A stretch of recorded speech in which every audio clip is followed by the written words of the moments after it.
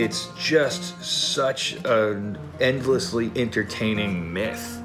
And it has a little bit of modernized aesthetic to it, but it really is just satisfying on the level of Jack and the Beanstalk or Ulysses, like fighting a Cyclops or something. It's just sort of a bunch of neat shit to happen to a kid.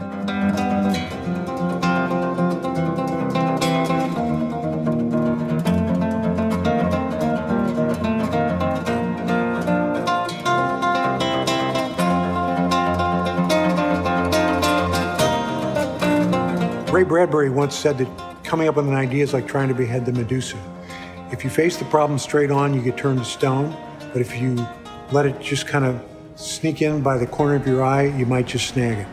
We never had any idea that Back to the Future would be considered a quote-unquote classic. It just was sort of one of those that melted into beauty and perfection. It was that magic something. This is going to sound like hyperbole, and I don't mean it to, but it's almost a perfect movie. It's a flawless film. It's perfect.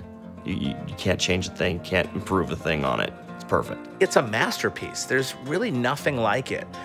This tone that they did, the comedy, the suspense, the drama, you just care about the characters. It really is kind of unparalleled. It was beautifully cast.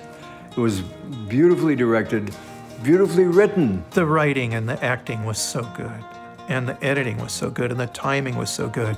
Every thread that Bob Gale laid down to be picked up later got picked up. They really cared for that film so much, and it's just so very, very well written, well produced, well acted, and of course, they picked the right song. You got a booming soundtrack by Huey Lewis and the News, okay?